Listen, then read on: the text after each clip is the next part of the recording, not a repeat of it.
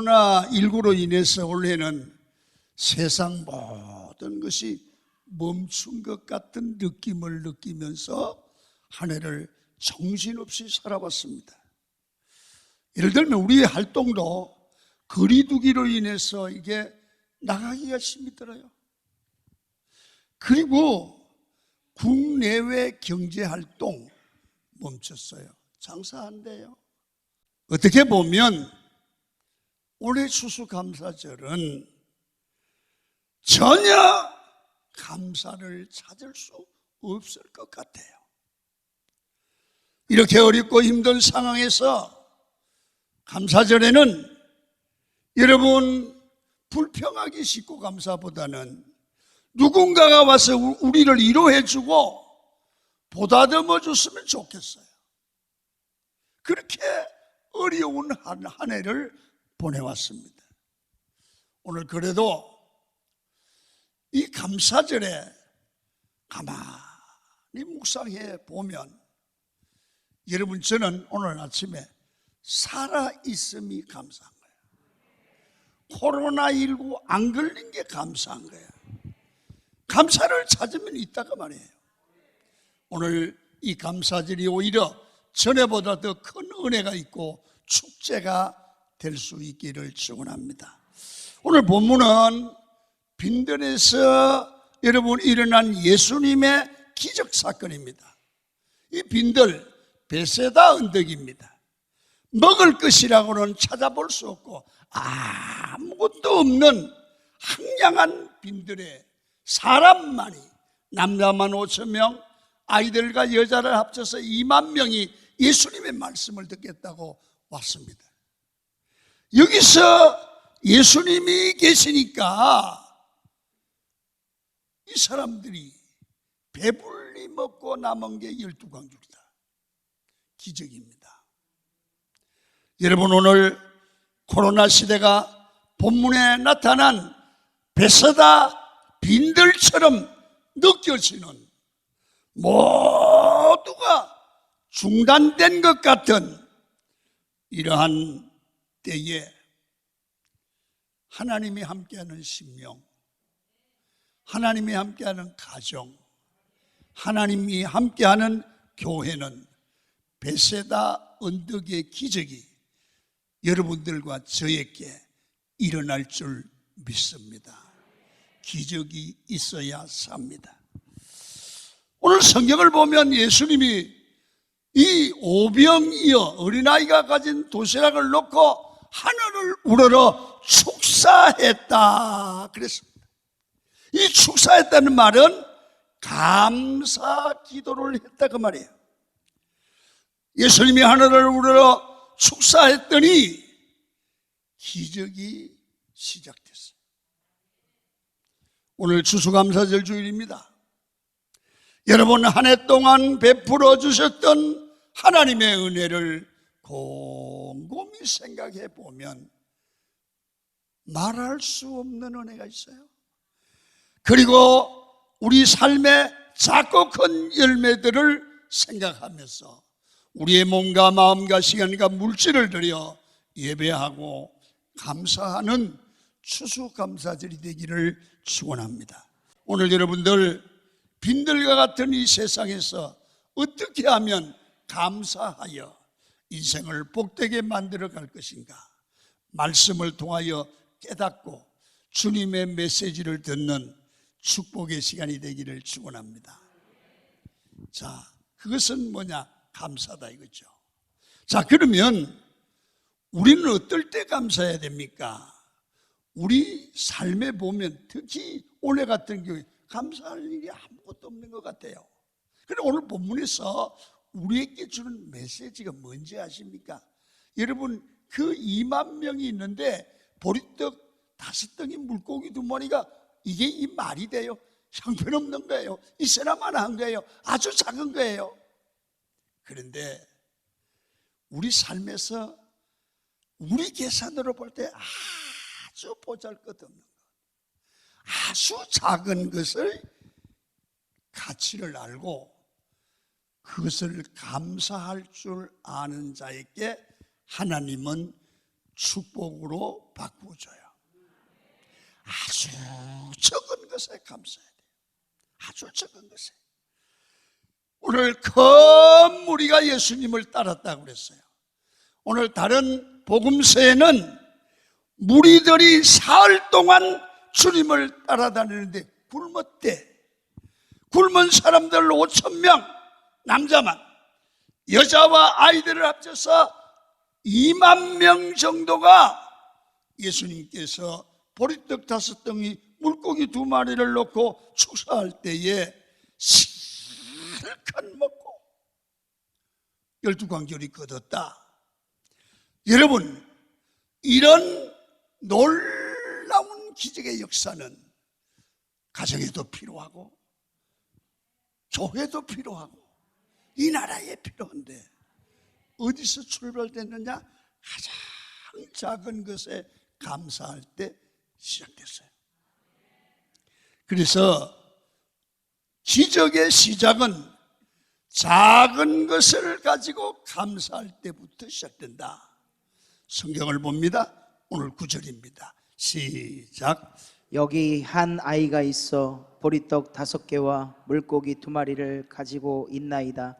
그러나 그것이 이 많은 사람에게 얼마나 되겠사옵나이까. 예, 여기 보니까 감사의 시작은 지극히 작은 것이라도 그 가치를 귀하게 여기는 마음, 그게 감사의 출발이에요. 지극히 작은 것을 그까지 것 하면 안 된단 말이에요. 여기서부터 기적이 출발한다. 오늘 11절에 보니까 예수께서 떡을 가져 축사하신 후에, 이 말은 무슨 말이에요? 지극히 2만 명에 비교하면 어린아이의 도시락, 보리떡 5덩이, 물고기 2마리는 지극히 작은 것입니다. 이걸 가지고 예수님은 축복 기도드려요. 감사 기도드려요. 그리고 나서 띄워주니까 이 감사는 축복으로 이어지는 거예요. 그래서 오늘 잘 들으세요. 감사는 양으로 결정되는 것이 아니라 내가 얻은 게 많을 때 감사하고 적을 때 감사하지 않는 게 아니라 감사는 뭐냐? 깨달음이다. 따라합니다. 감사는 깨달음이다. 아무리 가진 것, 얻은 것이 작더라도, 얻은 것이 작더라도 내 마음에 깨달음이 크면 감사가 되지만 아무리 많아도 그까짓 걸 해버리면 감사가 없다는 거야. 그래서 깨달음의 깊이가 감사를 결정한다는 거죠. 왜 감사가 중요합니까? 감사는 믿음의 깊이가 돼요. 그래서 이래요. 여러분, 깨달음의 깊이가 감사의 깊이가 되고 감사의 깊이가 믿음의 깊이다. 아멘. 우리 삶에 부족한 것에 대해서 불평하는 것이 아니라 남아있는 것에 대해서 감사할 줄 아는 자세가 필요한 겁니다. 작은 것에도 감사하기 시작하면 거기서부터 생명에 불이 붙고 여러분 믿음이 회복되고 삶이 회복되는 겁니다. 그래서 저는 여러분에게 부탁드리고 싶은 게 있어요. 우리 함께 모든 성도들은 가정과 삶이 다 주의 은혜로 감사가 회복되어서 살아가 가족들이 보고 감사합니다. 감사합니다. 당신이 있어 감사합니다. 그렇게 되기를 축원합니다. 똑같은 환경이라도 엉망불평하는 그 사람은 인생을 비참하게 살아가요. 똑같은 환경에 있더라도 안 된다 엉망불평하는 사람은 끝이 안 좋아요. 그러나 작은 것에도 감사하며 오히려 그 가운데도 소망을 찾고 합력하여 선을 이루기시는 하나님을 바라보면서 여기서 장미꽃을 피우는 비전을 가진 사람은 위대한 인물이 될 수 있어요. 생각이에요. 깨달음이에요. 같은 환경에서 잘 생각하고 깨달을 줄 알기를 축원합니다. 오병이의 기적이 어디서 시작됐습니까? 어린아이의 작은 것을 귀하게 여겨 감사할 때 기적이 시작되었습니다.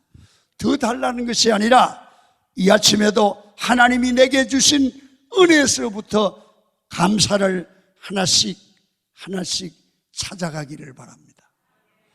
여러분, 작은 것부터 감사할 때 여러분의 인생이 변화될 수 있습니다.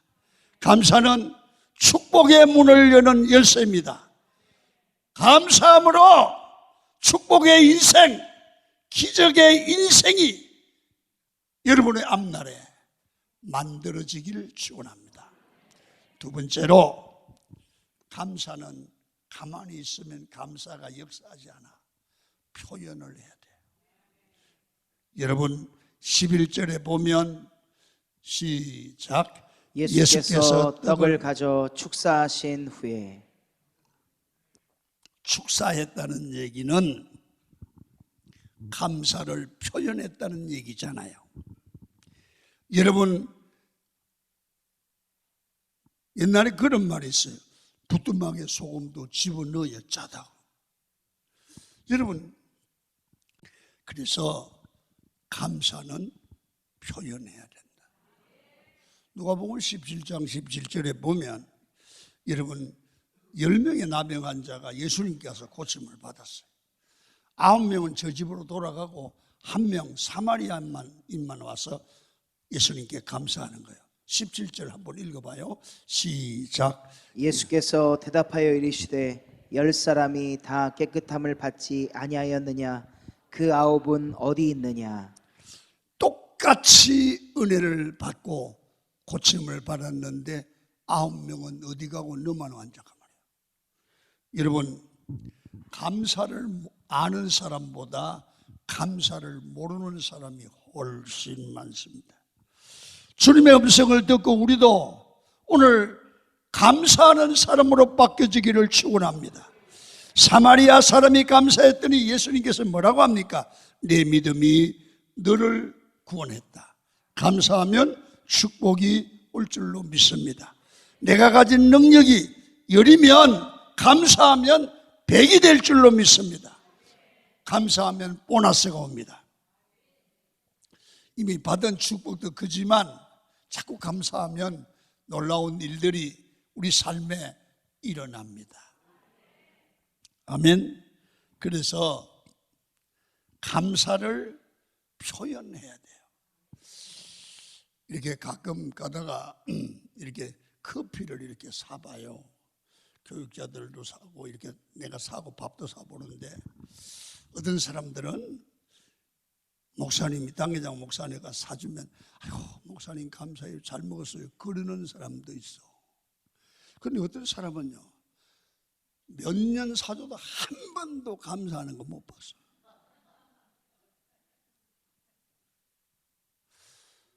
여러분 한번 물어볼게. 하여튼 별것도 아닌데도 장로님 감사해요 그러면 또 사주고 싶어요. 싹 입 닦는 걸 사주고 싶어. 사람도 똑같아. 영양가 없어도 감사하는 사람이 훨씬 나아요. 보너스가 붙어. 그래서 최고의 능력은 뭐냐? 하나님께도 감사하고 사람에게도 감사하는 거예요. 그래서 말로 감사해야 돼요. 말로 먼저 감사해야 돼요. 여러분, 하나님은 말씀으로 온 천지를 창조하셨습니다. 우리 인간은 하나님의 형상대로 지음받았습니다. 우리 인간의 말도 능력이 있습니다. 믿습니까? 말에 능력이 있습니다. 여러분 손을 이렇게 한번 올려보세요. 올려봐 손을. 박수 한번 딱 치고 손을 내려봐요. 이거 봐요. 말의 능력이 얼마나 센가.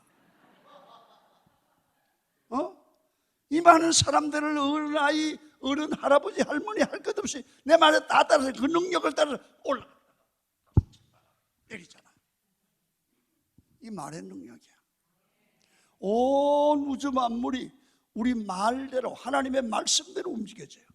우리 가정이 말씀대로 돼요. 여러분 잘 들어봐요. 말의 능력이에요.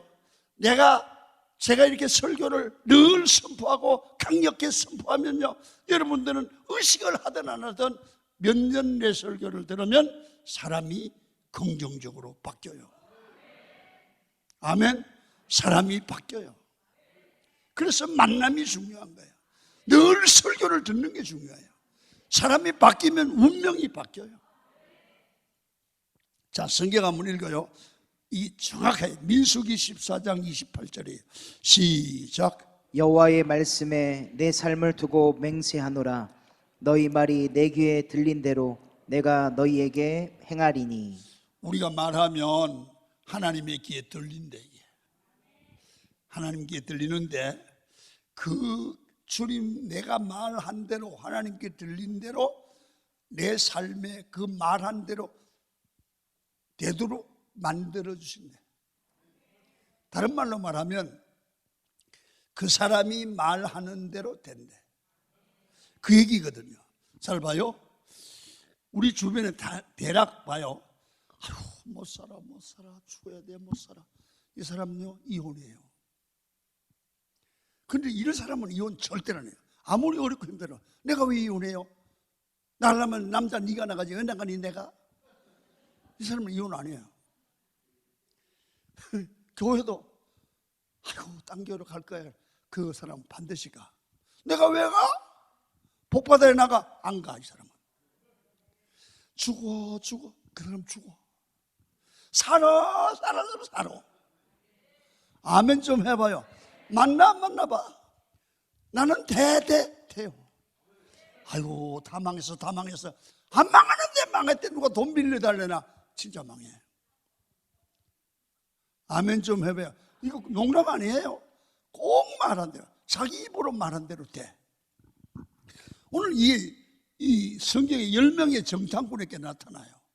여러분 10명은 죽는다, 끝났다 말하니까 죽여주겠다 그랬어요. 망한다 하니까 망하게 만들어 주겠다는 겁니다. 반면에 그들은 우리의 밥이다, 우리의 먹잇감이다, 하나님께서 함께하면 반드시 승리한다라, 그렇게 말한 대로 여호수아와 갈렙은 살았어요. 망하지 않았어요. 여러분, 악한 마귀는 쓸데없는 부정적인 말을 하게 합니다. 그래서 항상 말 조심하기를 축원합니다. 말 때문에요 살고, 말 때문에 죽어요. 말 때문에 복이 임하기도 하고, 말 때문에 망하기도 해요. 말 때문에 일이 되기도 하고, 말 때문에 일이 안 되기도 해요. 그래서 언제나 감사의 말, 기쁨의 말을 해야 됩니다. 불행하다고 느끼는 사람은 불행 중에 감사의 조건을 찾아보세요. 감사하면 불행이 끝나고 축복이 올 줄 믿습니다. 저주를 축복으로 바꾸는 방법이 감사합니다. 우리의 말에 불평만을 오늘부터 절대로 꺼내지 말고 우리 말에 감사를 달고 살기로 결정하세요. 여러분, 어느 날 여러분의 인생이 바뀝니다. 인생이 축복으로 바뀔 줄로 믿습니다. 그래서 감사하면 하나님께서 큰 축복을 우리에게 주신다는 거예요. 그래서 감사를 자꾸 하나님께 표현하면 길이 열립니다. 다윗의 얘기를 하고 마칠게요. 다윗이 범죄하고 난 후에 비참한 신세가 되어버립니다. 아들에게 쫓기는 신세가 되었는데요, 시므이가 와서 다윗에게 비루한 자여 하고 약을 올립니다. 돌멩이를 던지고 얼마나 골려대고 부끄럽게 만들고 비참하게 하는지 자아가 무너져 버립니다. 그랬더니 옆에 신하 아비새가 저거 죽어버릴까요? 했더니 이 다윗이 이럽니다. 무슨 얘기야? 내 몸에서 난 아들도 나를 죽이겠다고 하는데 하물며 베냐민 사람 사울의 족속이 이르는 게 당연한 거 아니냐 하면서 하나님의 시각을 가지고 내가 범죄할 때 저 사람을 통해서 나를 공격한다 이렇게 받아들였어요. 그리고 여호와께서 나에게 욕을 하라고 명령했으니, 저주하라고 명령했으니 내게 그냥 저주하게 놔둬라. 굉장한 그 마음이 넓은 다윗의 모습을 봐요. 자기를 저주하는 걸 하나님이 저주하게 보냈대. 그렇게 받아들이는 거예요. 사람이요, 똑같은 말도 받아들이는 게 따라 달라요. 어떤 사람은 이상한 조금 말도 막 열받고 그러잖아요. 다윗은 그 말을 아주 하나님이 보낸 말이니까 그냥 저주하게 둬라. 그러면서 이렇게 말해요. 사무엘하 16장 12절 시작. 여호와께서 나의 원통함을 감찰하시리니 오늘 그 저주 때문에 여호와께서 선으로 내게 갚아 주시리라. 내가 잘못 살았어요.